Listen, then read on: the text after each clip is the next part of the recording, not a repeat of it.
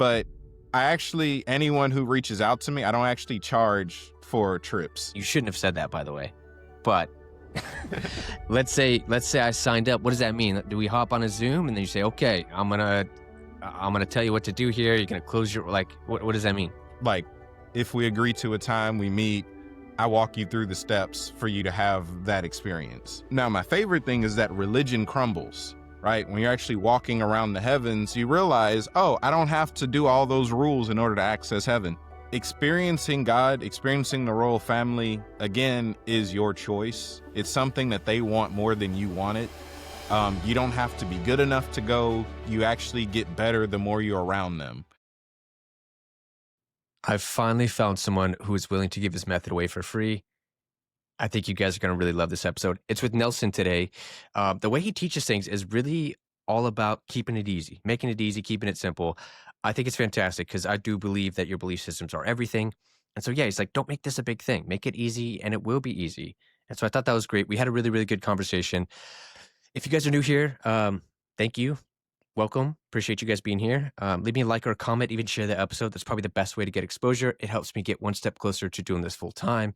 But think you guys are going to enjoy this one. So without further ado, let's get on with it. Cheers. Let's start with the spiritual side. Start with that. Have you had out of bodies or NDs or anything sort of like that?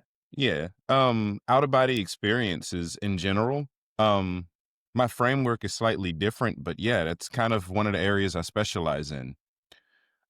It comes with my understanding, like I'm a seer, so part of the way that I operate is by what I can actually observe, through metaphysical lenses. So, um, I recognize that we're actually three people working together, like body, soul, and spirit. So choosing to experience another world isn't necessarily trying to get your physical body to go anywhere, but to experience where you already are. So when I'm talking about an out of body experience, it's any experience where I left my body alone.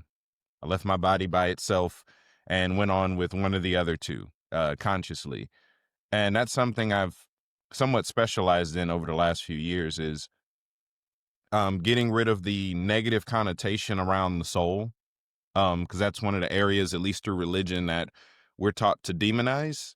Is that, oh, astral projection, that's bad. It's like, no, that's just your soul moving around. In fact, you do it while you sleep. It's just your soul going to read messages and mail. um, so that's kind of like a early framework, is because of my understanding of the triune nature of mankind, out of body experiences are second nature. Okay, fascinating. Okay, so when did you start having out of body experiences?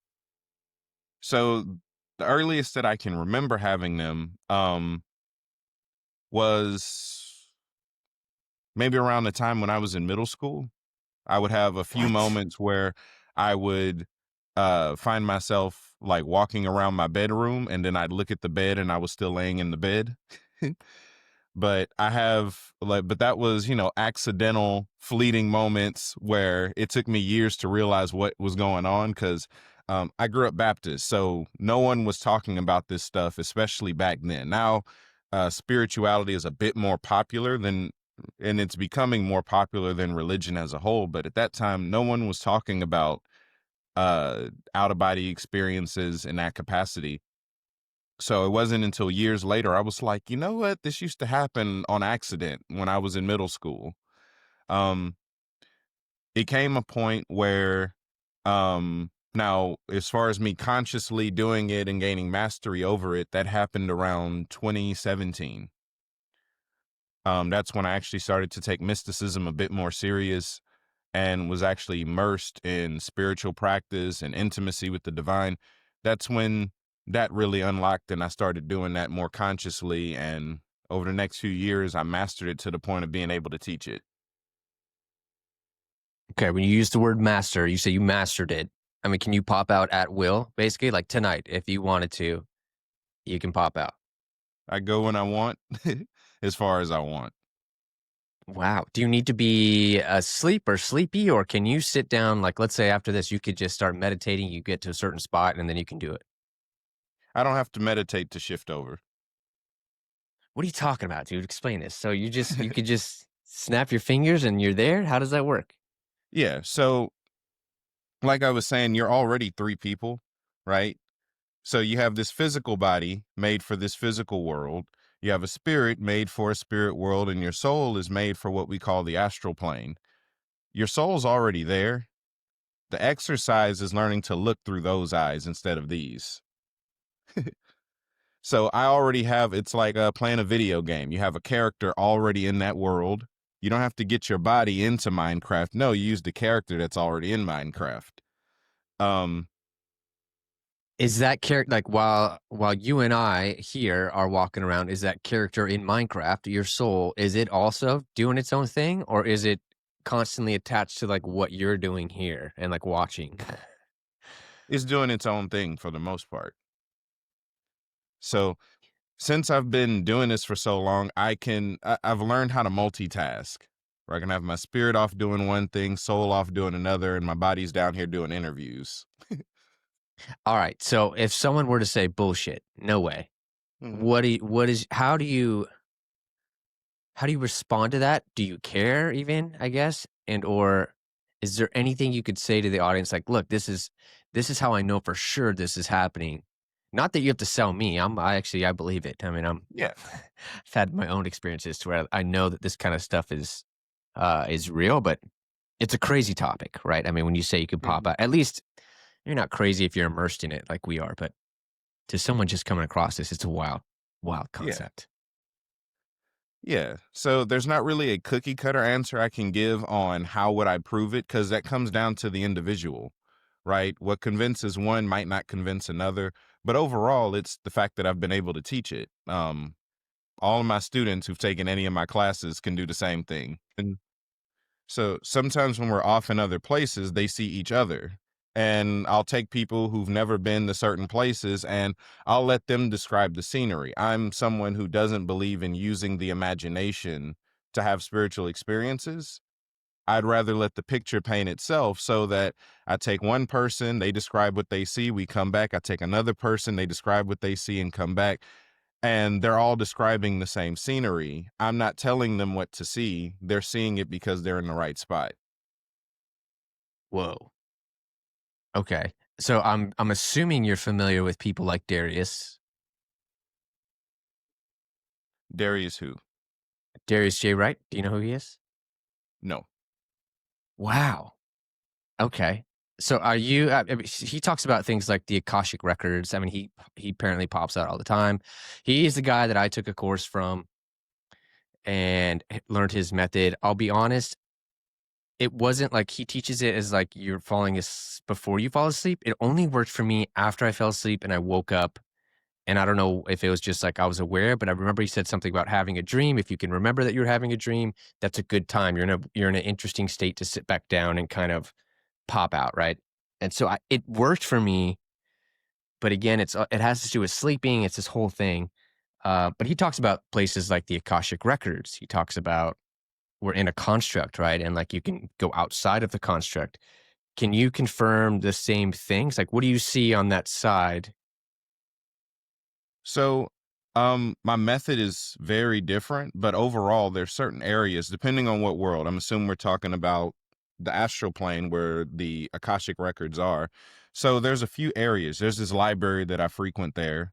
There's these so there's this forest that I attend somewhat frequently, if we're talking about that realm at least, where it's hard to describe. Let's just say there's a lot of colors, and there's this forest with like this body of water there. And there's this buzzing noise that kind of exists as that's really the sound itself is the beings in that arena. They manifest, or more so they appear as sound.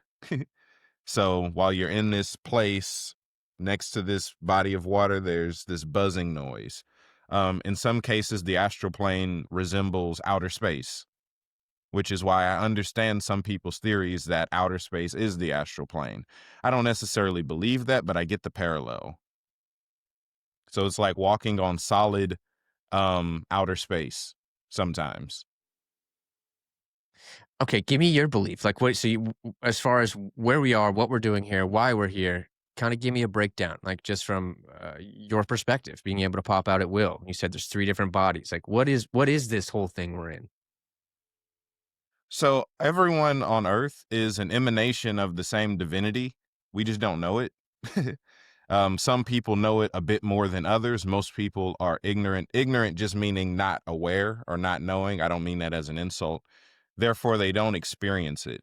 Um, and I'd say that's probably the main barrier is getting people to think high enough about themselves. Usually, when people think of pride, they think of thinking too big about yourself. But even that is actually thinking too low of yourself when you really look at it.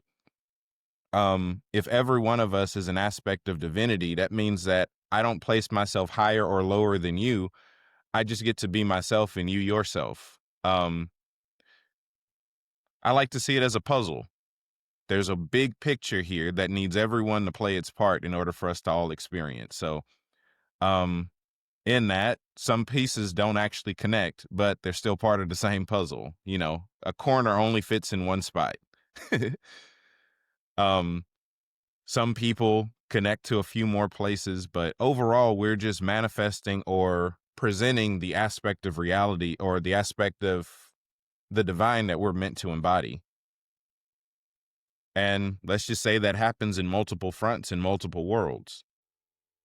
Okay, but why come here? Do you think? Like, why is it okay? So, I'll give you what I'm leaning towards at least is that this is a school of some sort. Maybe a school is not the best word, but it's a place to build your skills. Maybe it's more of a gym would be a better word.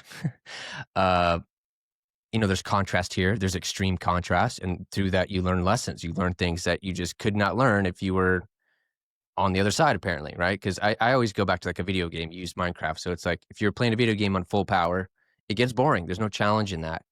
And so, in order to know what love is like, you got to fall in love. In order to know what forgiveness is like, for example, you have to have something to forgive. It's not just the act of forgiving, like, oh, I forgive you. It's like being hurt truly and then forgiving someone. That's forgiveness, right? And that's what that is like. W- That's what I think. What do you think? So I agree. I'd say that that plays a major role in what we're doing down here, but overall, the physical world was made as a stage, or more so just as a presenter, right? Just talking about the three worlds thing, I like to parallel it to like a movie projector, where you have the film, the projector, the lens, and then the projection that makes its way on the screen. The physical world is just a projection, right? Um, and it's kind of a group project, so we're kind of seeing everyone's projection all at once. So it makes things look a bit crazier than they are. Um, it's in that regard that when we're talking about like why are we here, it's that this is the place where we actually get to show what we are, right? Until we know what we are, we show something that we're not. So this is the area of proof, and I think that's a better parallel to what you were talking about with you don't unless you have a reason or a situation that you're in that goes against something, you don't know what the real thing is. If you don't have any hardships, you don't know what positivity really is. If you don't have any darkness, you don't really understand light. It's a similar framework. This is just the stage where we get to see it, right? And the reason that we're so used to seeing the contrast is because most of us live in contrast. You have right now, it's few positive people, mostly negative people. Therefore, the world is mostly negative with bits of positivity sprinkled throughout. But if humanity shifts, the stage that we're seeing, the presentation, the projection shifts. I I like to say that this is the only democracy that fully works is this group project that we're all working on. And so, is the way to help humanity shift by fixing yourself? I mean, is that ultimately the best thing to do? Is to work on yourself by this is where, like, I wanna help people with the process, right? Or, like, maybe a process is the wrong way to think about it, but, like, what does that mean to work on yourself? Um, when you're religious, there's like rules, right? And you follow those rules, and that makes you that definition, right? Like a Christian has certain things that make it a Christian. When you're following that, you're like, okay, I'm doing my part, right? How does someone who's spiritual, not really following any specific framework, I guess, how do they do their part? Right. So in that, I would redefine spirituality. Spirituality should be the process of following the spirit, right? Um, in a modern sense, we've kind of lumped spirituality in with metaphysics as a whole. So anything metaphysical gets the branding of spirituality, but spirituality is more about being led by the spirit. And it's in that process of being led by the spirit that you learn more about who you are as a spirit, which is your highest identity. And that makes it easier for you to walk that out, right? We only do as much as we know, as much as we behold. So it's kind of like when dealing with inspiration, right? The reason that we revere certain figures throughout history is that they did something that resonates with us that says, this creates a possibility. I might be able to do that. I should be able to do that. And enough people resonate with that and they believe in that and they give themselves over to the point where some people are able to replicate it or use that same level of grace in a different facet. That's kind of the benefit of being led by the spirit, is that you find something that's actually able to inspire the real you.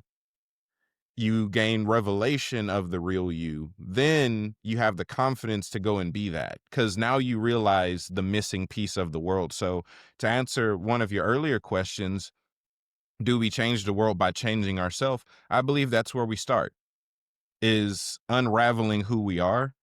Not just, okay, I know I'm divine. It's like, that's great, but what aspect, right? Some people are meant to be teachers. Some people are meant to be healers. Some people are meant to, there's many different aspects in which divinity manifests. So it's the more you get clarity on that, the more wisdom you get, you know exactly what parts you play on the stage. Um, and because you're functioning from wisdom, you know without a shadow of a doubt, this is why I'm here. This is the part I'm meant to give. That gives you a grace to go out and do it, right? Some of the best actors on the planet are the ones that know or believe that it's their calling to act. They're like, this is why I'm here. Therefore, they're the best at it. Same with athletes, same with musicians. The ones that believe it's their calling and this is what they're meant to do excel far above the rest. Okay, so if we're all here to basically become or live who we really are, right, or express it to the best we can, and we always talk about it in a positive light, like athletes, like you said, teachers, podcaster, whatever it is, right? But what about like if someone feels like their true identity is being a piece of shit? And the only reason I bring that up is because this world is built off contrast. I mean, it's just everything we talked about. Like, in order to understand night, you need to have daytime. Sweet for sour. Like love, hate, right? Like, it's just this world we live in is like they teach each other, and so you almost need the other side. So would it be true then that someone who's their highest level of expressing themselves is to just be a dirtbag? I like the way you think. So, in general, no, but we'll often find that character played because, for the most part, we're all ignorant. Humanity in itself is ignorant, and that's a part that's played in a state of ignorance, right? Because even that person doesn't know. And let's just say, because of a certain level of ignorance, a certain character might be necessary for a time. This is why even throughout our own lives, we recognize that there was a point where I might have been the villain in someone else's story. I'm not anymore, but while I was at my worst, I could have been someone else's Satan, someone else's devil. Yeah. Okay, that's a beautiful answer. Sometimes I view like because when I start try to grasp all this and I'm like going through my head with it, I'm like, okay, I start thinking about reincarnation and like maybe at some point I was, yeah, a real piece of shit. Um, really bad, right? And then through that death and that life review or something, I was like, wow, I cannot believe like obviously on the other side, when you remember everything and you are this divine spirit, you're like, wow, is that really what I did when I forget everything? And then you're like, okay, next time I'm going to be a little bit better. And maybe you are, right? Or maybe you're a little bit worse. And every time you come back and go back, it's like this constant trying to re-level up. You're like, was I better this time? Like, cause you forget, right? And then you remember, you're like, okay, I was better. And then you slowly work your way up to this point of being here in forgetfulness, right? But then remembering here. And like that is one of like maybe that takes a bunch of lifetimes to get to. And a bunch, I don't know how many that is. That could be 5, it could be 1,000. I don't really know.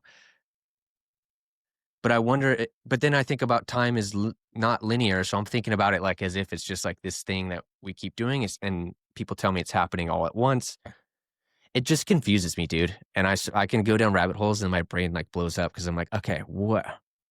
Hmm. I Yeah. don't know how to follow it sometimes.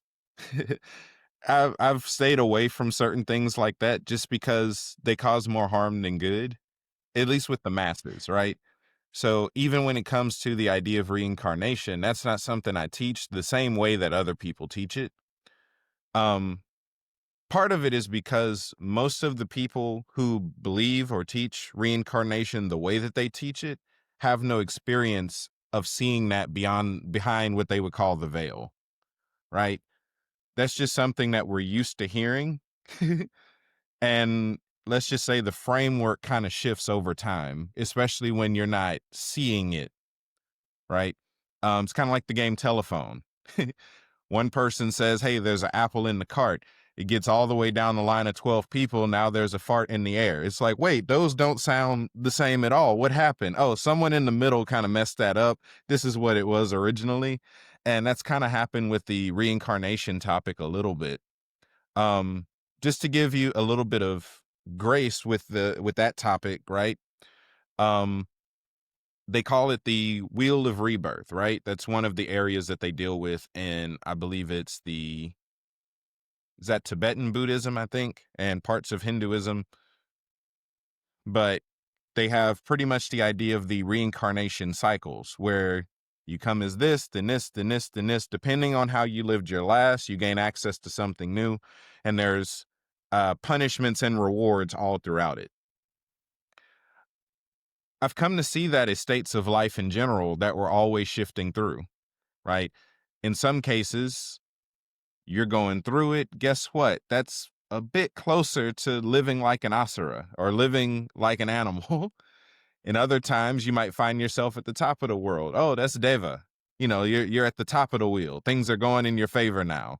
And there's the in-betweens of all of that. So it's just stages of consciousness that we shift throughout our life in general.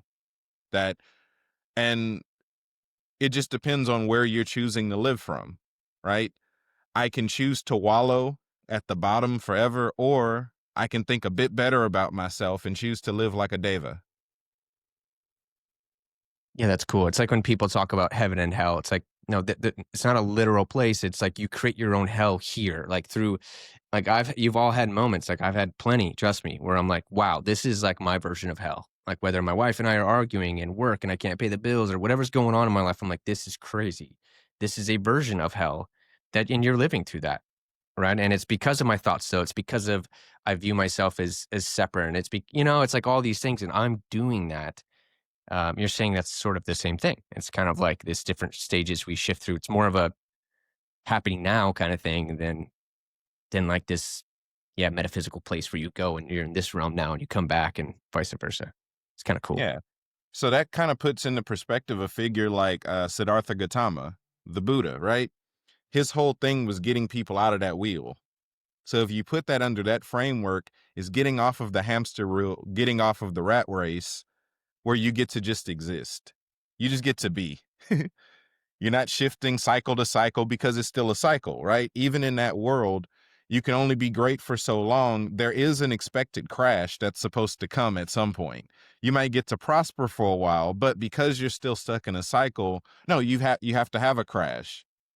So when they're talking about escaping or actually being enlightened, it's not someone that knows everything, right? It's just someone who has enough wisdom to escape the trap, to escape the wheel, to escape the cycles. Now they get to just exist. They get to just be. They're fully in control of their own cycles, their own behavior, their own life, right? They're no longer subject to the flows of the cycles and the times and the seasons. Right now you have the whole debate about what age are we in? Are we in Aquarius? Are we in Pisces? Are we in Kali Yuga? Are we in Sattva Yuga? Right? All these different arguments about the age matter on a certain level. If you step above it, you're personally in whatever age and in whatever dispensation you choose to be in. No longer stuck within the cycle. The cycle isn't necessarily an enemy, but there comes a point of maturity where you step above even that. You know, it's interesting. Like I brought this up maybe because I'm making shorts right now, and I'm like thinking about like all these questions that I have, and I'm just like posting them. Uh, so that's probably why this is top of mind. But religions have a framework, like we talked about, right? So it's like they all. I mean, well, Christians have a bunch of different versions of it, I guess, but more or less, there's like this framework of like this is what a Christian believes. I find in this spiritual space, maybe you already answered this because you said it's kind of like we apply everything to spirituality, but it's like everyone has their own unique kind of take on things. And it's very interesting. And it's because there isn't like a church you go to for spiritual, right? And there's no like set of rules. It is a community thing, but it's also not. It's like more of a oneness thing than a community thing. And therefore it's eternal. And you're not like going to a building on Sunday and everyone kind of teaches the same concepts. So it's kind of interesting. It's almost, I don't know. It's just it makes it harder, I think, to spread it. I guess maybe that's why religion spreads easier because it's more structured that way, and spirituality is not. Do you think that's by design? Like it's not supposed to spread, I guess, in by means of talking about it. It's supposed to spread by maybe action. Like someone sees you and they're like, "Whoa, why do you Yeah. just give off a different energy?" And then that creates the curiosity for someone to ask and change. Yeah. And I actually like that. So that's true. Religion overall doesn't require any experiences, right? I was a Christian for the first 20 years of my life. That didn't require me to have an experience with anything. I just had somewhere to be and something to do. And that doesn't change much across the other religions, right? They have somewhere to be and something to do, not necessarily someone to meet or something to experience. Even for some people, like when the experiences do come, usually that's swept under the rug in favor for the somewhere to be and something to do. They're like, nope, don't tell people that. They'll stop doing and they'll stop coming. um, in spirituality, the process or the focus is more so on becoming what you should be. There's a man that I was very much inspired by. He still inspires me. It was a man called John G. Lake. And he was one of the greatest recorded healers in history, right? He prayed and asked for God to teach him the science of healing. So much, and he mastered it to the degree that while he was alive, he was based in Spokane, Washington. It was regarded as the healthiest city in the world, right? To the point where they had shut down hospitals because people were coming to his healing rooms to receive ministry so that they could get healed, right? Well, there was a moment in his life where the plague was going around and he went in the hospital. He challenged the doctors. He said, hey, take some of that and put it in my hand. I want to show y'all something. They're like, the plague? Like, so they eventually did what he wanted. And they took like the scrapings from someone who just died of that same plague. And they put it in his hand and they looked at it under the microscope. And when they looked at it, the disease was dying and he was fine. And they said, how in the world are you doing that? He says, oh, Christ in me doesn't allow it. So then you get into his practice. One of the things he would do every day is he would look in the mirror. He would look in the mirror before he left the house and said, hey, Christ, how you doing today? He believed that being precedes doing, that if you are the right thing, you're naturally going to do the right things because that just comes secondhand. You don't have to teach fish how to swim. Um, that's just what they do, right? You don't have to teach lions how to chew. That's just in them, right? Because they are what they are. That just happens. So in spirituality, it's less about trying to get you to do the right thing, more so about being and realizing the right thing. Your actions will match up to your reality. And that's why it's kind of harder to streamline it because there isn't really a cookie cutter way, especially with how diverse we are, right? The training that I underwent might not have anything to do with what you need to do to be who you're meant to be, right? In my life, it's hours and hours of prayer, study, meditation, practice, ascension, descent. That's a lot. Some people aren't meant to do all of that. I'm specifically a jack of all trades, so I get away with dabbling in a bunch of stuff to figure out what works. But some people aren't called to that. Yeah. This is a great conversation, man. I love it. This is why I do the podcast. I love speaking to people like you. Um, what was your first kind of paradigm moment, right? Your paradigm experience where you were like, whoa, because you said you were raised a Christian.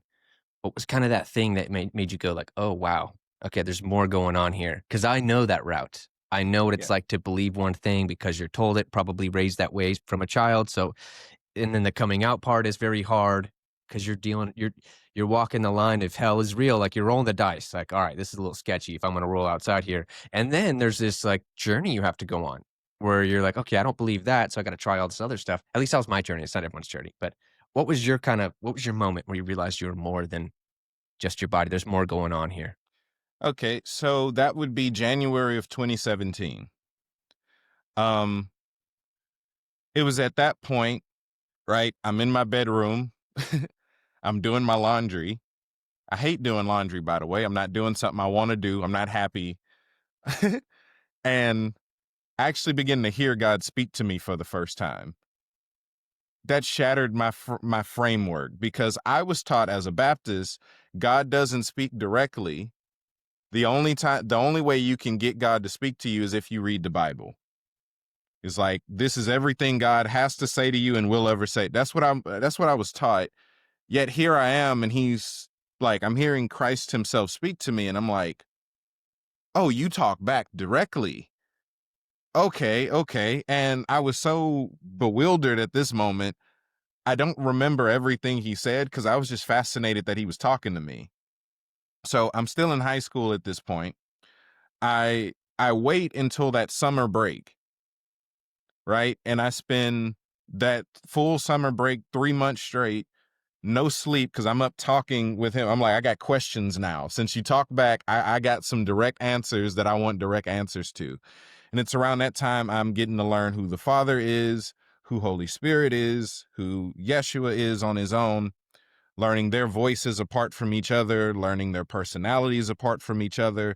I'm still dealing with the religion because, that's my only framework is what I learned in Christianity. So that's one major shift. Just the fact that they talk back directly blew my mind. Um, Jump cut to, I want to say it was that next year. I want to say it was 2018. I was having these flashes and visions of this like human torch like silhouette. And apparently I wasn't paying enough attention because that turned into an open vision where Holy Spirit walked into my bedroom and it was a woman. And that was something that threw me off because I was raised Baptist. Holy Spirit is a he in the King James Bible. That's the version we used. But yet this woman is standing in my room.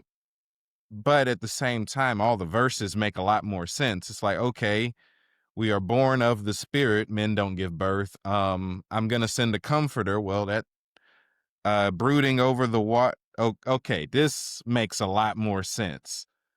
So at that point, I was scared because I was already getting flack from some of the people at my church just because I was pursuing the supernatural in general. My pastor didn't have any problem with what I was doing. He actually encouraged me to keep doing what I was doing, but other people in the community, that was outside their framework. I was trying to learn how to heal the sick, how to cast out devils. I was going after the supernatural stuff that I had read about in the Bible. I'm like, if this is the same God, we should be getting the same results, somewhere close to it. So that's what I was after. I was getting in trouble for that. I was terrified of what they would do to me if I said Holy Spirit was a woman. So I kept that as a secret for about 3 or 4 years. It wasn't until I started meeting other people who had had the same experiences as me. They're like, "Oh no, that's mother. That's for real mother." yeah, this is what she told me. And then I start to read other books, extra biblical texts like the Gospel of Philip that just say it outright. I'm like, okay, I didn't make this up. That wasn't a hallucination. Well, of course I knew it wasn't a hallucination. Um, but that's one thing. Um, I'm telling you a few stories because I've had multiple moments of having my framework destroyed. Next one was New Year's of 2019, January 1st. I was on a cruise ship.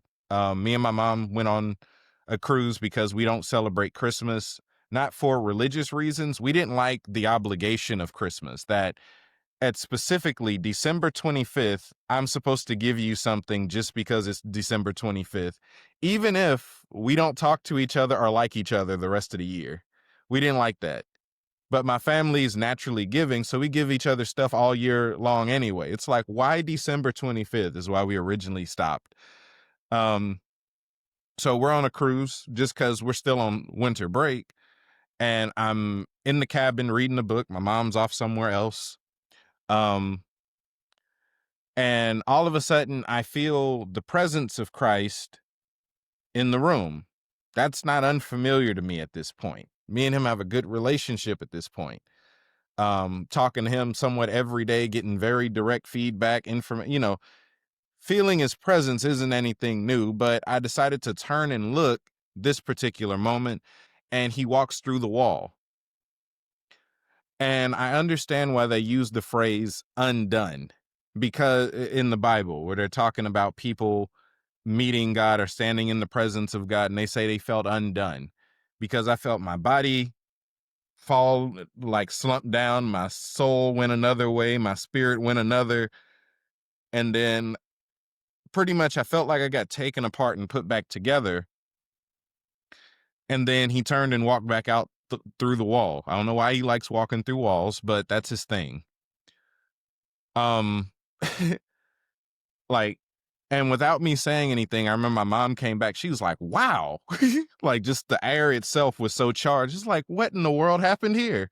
And eventually I told her, I was like, so, like the next day, because I'm still coming down off a high pretty much. I'm like, he actually showed up. um, I was like, no, Yeshua was in the room yesterday. That's why it felt like that. I struggled to kind of talk and share about it for like first 12 hours just because I was so charged up being in that, being taken apart and put back together was its own thing. Okay, next, let's move over. These two happened around the same time. So I do what I call puzzle piece sessions, where I read through a bunch of books or I listen to some audio books or some lectures or something, trying to see if the spirit highlights anything that I need to be learning at the moment. This particular day, I'm laying on the floor and I'm going through a bunch of Hindu texts. I'm listening to the Bhagavad Gita, I'm listening to the Vedas, and nothing is happening. I'm like 5 hours in. Nothing's happening. Not saying that there's nothing to learn, but at this moment, nothing was happening.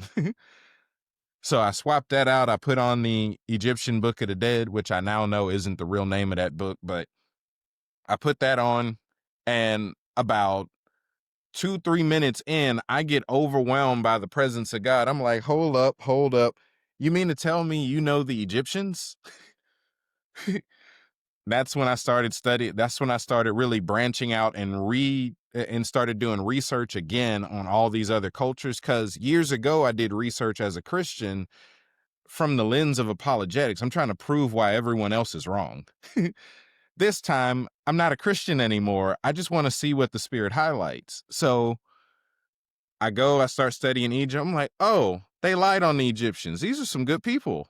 They have a lot to learn from. Around this same time, doing what I do, there's a book that everyone has read that I hadn't at this point called Autobiography of a Yogi by Yogananda. I'm going through it because I'm like, this is one of the most popular books I hear spiritual people talk about. I've never read it. So I got the audio book. I'm listening to it. And I'm like, overall, I like this book. This is pretty good. No problem. No problem. There came a few times in the book where he was saying things that I had heard Holy Spirit or Yeshua or someone say to me. And I'm like, hold up. How in the world does he know that? if I got it from you? Where did he get it from? And because I'm like, certain things you can't intellectually put together. They have to get this stuff. I'm like, so how? So I asked Holy Spirit, I'm like, Mom, how does he know this? And she said, oh, he knew me too. He just knew me through the lens of Hinduism. You knew me from the lens of Christianity, but y'all both knew me. Therefore, I told y'all the same stuff. I'm like, wait, you know him too? Oh, okay, great. So y'all know the Egyptians, y'all know the Hindus. Fine, right? That was like my final breakaway from, because most of your life being in Christianity, you have the framework of accidentally comparing everything to Christianity, where it's like, okay, this is safe, everything else isn't. It has to prove its safety. I was breaking that more than other people do, where I'm like, okay, Christianity was wrong. They had the right royal family, they had the right gods, but everything else, for the most part, is just wrong. The framework, heaven, hell, the gospels, the way they present these, just wrong.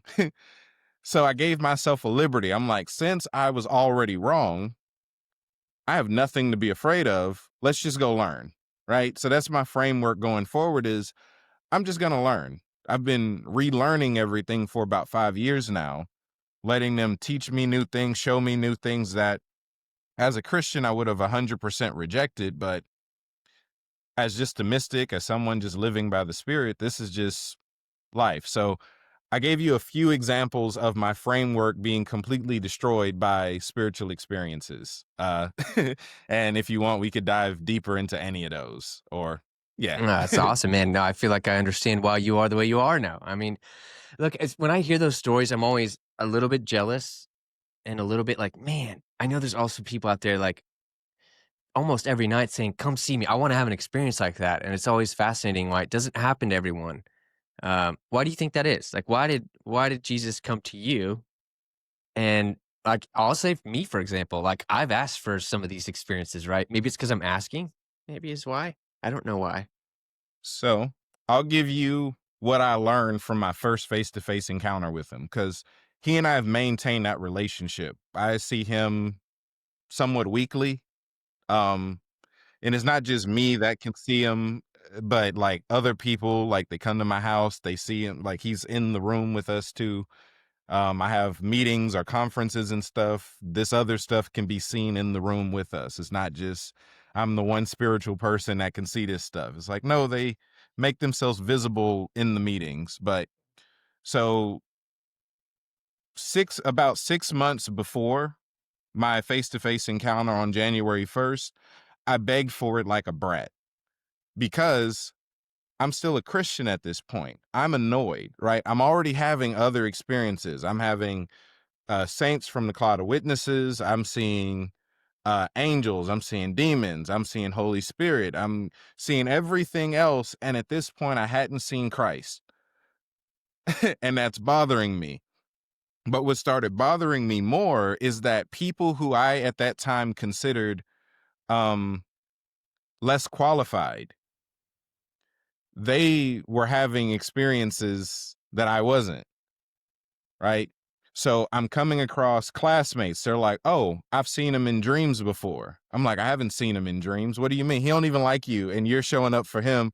I have students of mine that are like, "Yeah, he appeared to me at church the other day, and I was in the sanctuary too, and he came to you. Like I saw you when that happened, and I didn't see him. Like I don't like. I'm like, how you gonna show up to my student and not to me? I'm supposed to be the teacher here."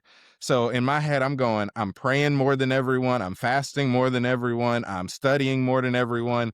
I've read the Bible multiple times. I'm at church more than everyone. And you're showing up to these for these other people and not for me. I don't like it. So I was kind of a brat for about 6 months. None of that got me my experience, I want to tell you. None of that is what triggered it. I realized two things. And almost immediately he walked through the wall, which is that they want this stuff more than we do, and that it's a right, not a privilege. In that, simply because I'm a child of God, you're a child of God, because we're family, we have access to see our family. That took all the trying out of it. It's like, oh, that's just my older brother. I'm supposed to see him. There he goes through the wall. And that's the framework I've used to maintain my relationship is, oh, it's no different than calling a cousin. Once I took away the religious mindset of trying to work and be good enough to have the experience or build up enough energy to have the experience and just let it be, it's more so we try too hard to force something to happen instead of letting it flow, is what I've experienced. And like I said, I've been teaching people to have these same experiences. That's been a similar process with most of my students, is that they were trying too hard. And truthfully, the heavens operate by rest. It's the more relaxed you are, the more in flow you are, that these things just exist around you. So there's a process, or more so a parallel, that you hear people that are big into manifestation talk about it, like Neville Goddard, right? It's like you have to get into the pattern of the thing that you're after. It's like if their culture is rest, maybe I should emulate rest in order to at least to allow myself to shift into where they already are. Right? There's certain things that even though I'm not a Christian, the Christians got right and I still pull on. It's like, okay, I'll never leave you nor forsake you. Wherever two or three are gathered, there I am in the midst. I'm like, okay, there's three of us in the room. He should be here. Where is he? Since you're here, where are you? That changed my framework. Now I'm expecting, anytime we're just in a relaxed family setting, right? I'm expecting his appearance because he's supposed to be around. Right? It says, oh, we're surrounded by a cloud of witnesses. I'm like, well, they should show up. Where are they? That slight shift of framework made this stuff flow like water, to the point where, like I said, it's not just me that sees this stuff, but anyone who comes to my meeting, or not anyone, because some people don't, but people who come to my meetings in general, they see some of this stuff. Some see the angels, some see the saints, some see members of God's family. Just all types of stuff people see just being in the room. Because when you emulate their culture, they pop up. It's like hosting, right? If you want me to show up, okay, there's certain things you don't have around. It's like, okay, it's a bunch of people smoking, maybe some loud music, alcohol, few private rooms yeah, I'm never showing up to an atmosphere like that. I'll leave you to it, but I want no parts in that. You want me to show up? It's like, okay, we're just going to have some food. We're going to chill and talk. Okay, I'm there. I'm there. Right? In a similar vein, I've learned how to build the atmosphere that they like. And they like the restful stuff. When we're just being ourselves, not performing, because there's nothing about us that they don't already know. So we do ourselves a disservice by trying to present ourselves as better than we are, especially when trying to deal with them, because that pulls us out of authenticity. And they value our authenticity, even if it's what we consider trash. So, like, I tell people, even when building relationship with them, talk to them how you talk to regular people. If you don't speak in ye old English, don't do it just because that's the way the King James Bible talks. But if you do, I that's your business. I mean, I love everything you said there, and it made me go back. I was like, "You're right." I think when I ask, I automatically go to like, "Okay, well, I must not be there yet. I must like maybe I just need to meditate a little while because I haven't been meditating very long. So like maybe I need to do that more." Like, yeah, it's crazy Yeah. that subtle shift, like you said. And I preface, I was on a cruise ship. I wasn't fasting at all. I was enjoying the 24/7 hamburgers and fries and the free pizzas and the free ice cream. I wasn't fasting or anything. I was going on excavations. I just happened to be relaxed enough to finally just let the experience happen. Speaking of fasting, how or what does fasting add to, if anything, to this process? Like, what is fasting good for, and how long? Okay. So contrary to popular belief, fasting um doesn't trigger an encounter with God at all. Fasting is an exercise that helps us. But um Elohim, I call them the royal family. they're not going to show up just because we're hungry. um, the benefits of fasting come more so down to authority, right? And getting a grasp on power. What I mean is, let's deal with the authority part first, right? If you're fasting, that means you're not eating. You're disciplining yourself. You're saying, I'm not going to eat for this amount of time. You have to tell yourself no for the entire duration of that time. A simple principle is, if you don't listen to yourself, nothing else should listen to you either. So it's an exercise of authority.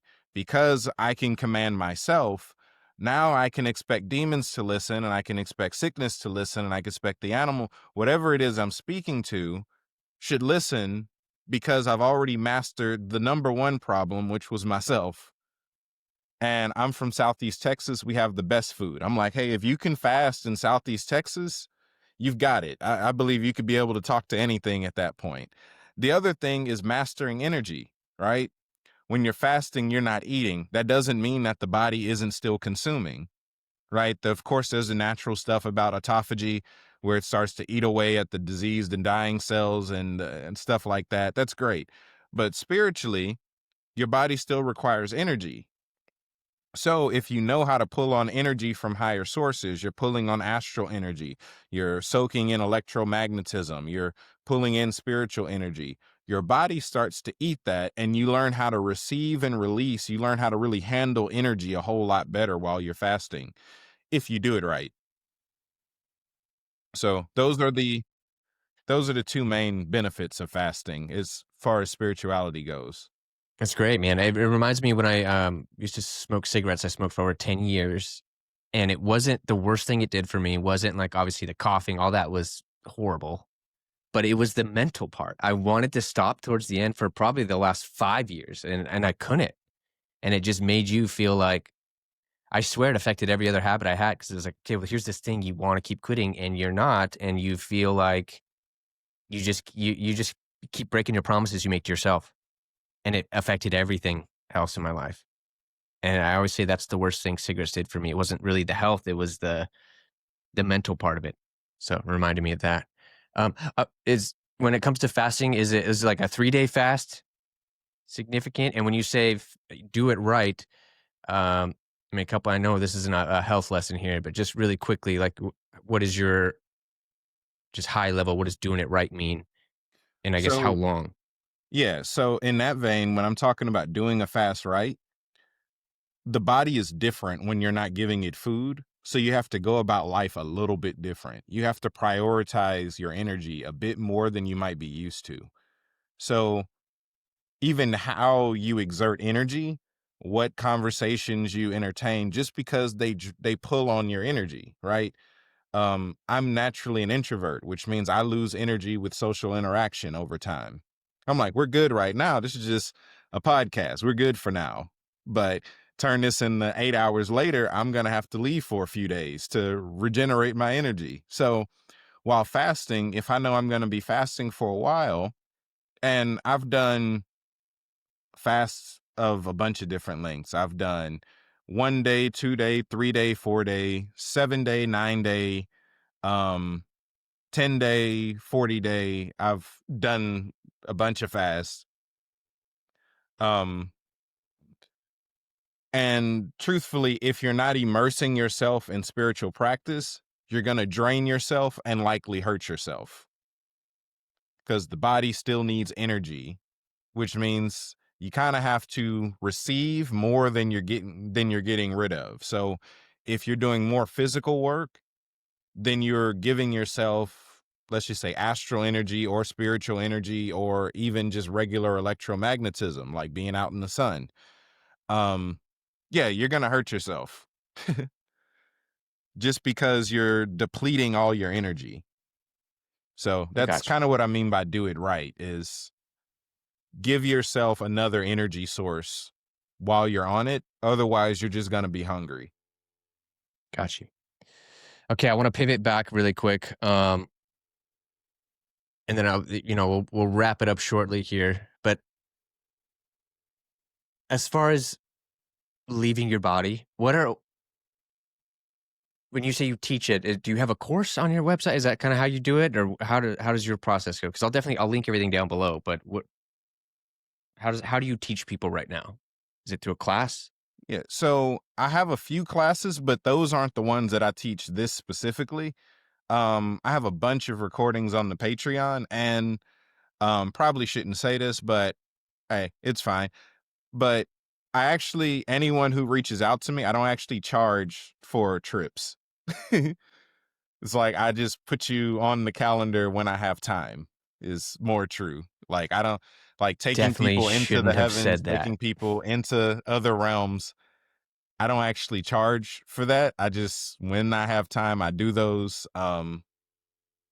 So yeah. What when you say you take people, what is that? So let's say for me, for example, I signed up, and you shouldn't have said that, by the way. But let's say I signed up. What does that mean? Do we hop on a Zoom and then you say, "Okay, I'm gonna tell you what to do here. You're gonna close your," like, what does that mean?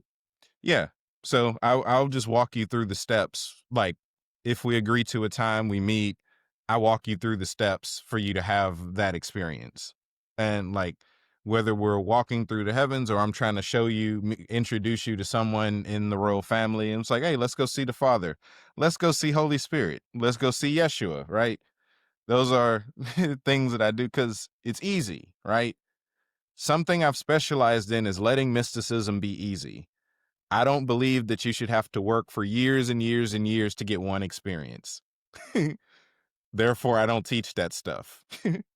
I believe that this is as easy as you and I. We decided we were going to meet and talk today.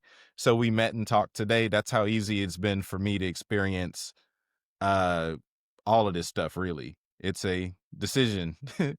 So yeah, we meet on Zooms. Like I have a free monthly call I do on my Discord server um once a month. Anyone who comes to that, um, if they ask, we can do like we do group engagements too. Um, but yeah, I'm like I do one-on-ones, group calls, all that stuff, just to walk people through the mechanics. Something that I found, which is might be disheartening for some, but I'll tell you the negatives of it too, is a lot of people don't go back after I take them. What? What? It Alright, freaked now me you just out canceled too. all the Zooms. It freaked me out too that they only give themselves permission to go a lot of times when I take them. I'm like, I tell them the whole time, like, you don't need me to go. You don't need me at all for this. This is why I'm teaching it. I'm giving away all this high level spiritual stuff because I'm trying to work myself out of a job. The more of y'all know how to do this stuff, the less I have to teach it or the less I have to do it. So it's kind of like a people think they want something until they get it. Right. I remember reading a book and I do not remember the name of it back when I was in middle school where this guy broke into his neighbor's house and stole his money just to get his this girl that he was trying to impress, this like necklace or this bracelet that she was asking for. And after doing all that, he got it for her. She was like, "Oh, I mean, it was nice, but I never thought I would get it, so I didn't actually want it." That's kind of been my experience with taking people into these other realms and even into these experiences is that especially in the Christian world, they're like, "Oh, I just want to see you. Oh, I just want to do this." And then they see him and then they never see him again. I'm like, "Have you talked?" They're like, "No, I just haven't had time." I'm like, "Well, before that was your number one priority. Now it's not a priority anymore." It's people realizing that they wanted to be able to talk about it more than they wanted to experience it. And I've seen people radically change, like people's addictions vanishing in just one encounter. People with all types of problems, one encounter changes it. I'm like, how come you didn't go back? They're like, I don't know. I'm like, there y'all go with that. I don't know stuff again. Yeah. That's fast. Okay, so you're talking about at first when I heard you say that, and I just want to clarify for everyone, you're not talking about you take them with you and they physically don't come back, because that's what I took that. You're like, oh, when I take them, sometimes they don't come back. And I was like, what does that mean? You Oh, just no, no, mean no. They people don't go on and their people own. obviously, yeah, okay. They assume you're the only guy that can take them out. So then for whatever reason, psychologically, they can't do it themselves alone. Yeah. And then there's some Duh, people Jordan. that once I take them into certain places, now my favorite thing is that religion crumbles, right? When you're actually walking around the heavens, you realize, oh, I don't have to do all those rules in order to access heaven. Oh, I don't have to do all these things to have a relationship with Elohim. I'm seeing them now. I'm talking, okay, some people do different things with that realization. Some people go off and be horrible people because they're like, well, not scared of hell no more, which hell isn't actually real, at least not in the way that Christians teach it. It's not. Um, so, or some people are so inspired they drop their religion and just pursue the spirit. I've been doing this for about 8 years, actually taking people with me and showing them because let's see. I started experiencing it myself around 2017, 2018. I started taking other people with me 2020, 2019. So it's that 6, 7 years of taking other people with me. But yeah, again, for those watching, y'all don't need me after you learn how to do it. Oh, that's exciting, man. I'm gonna check it out for sure. Um, Man, I really, really appreciate you reaching out and coming on the show. I love talking to you. I think this was a great conversation. Is there anything you want to leave the audience with? Something we didn't cover today? The floor is yours. Yeah, so I'll say this. Experiencing God, experiencing the royal family again is your choice. It's something that they want more than you want it. You don't have to be good enough to go. You actually get better the more you're around them. They're not waiting for you to be perfect. You're perfected in your relationship with them. Um, Other keys that I could give is be yourself as you're learning who you are, right? Whoever you think you are right now, be that until you learn more about yourself, even when you're interacting with them. Um, Let it be easy. So Let that's it be the easy, bits of brother. advice I can give is let it be easy. Let it be easy. I love it, man. Nelson, thank you for coming on. We will certainly have you back. I mean that, man. We'll get you back on. And I will link everything down below, your Patreon as well. Is that on your website? Yeah, Okay. caveofmystery.org.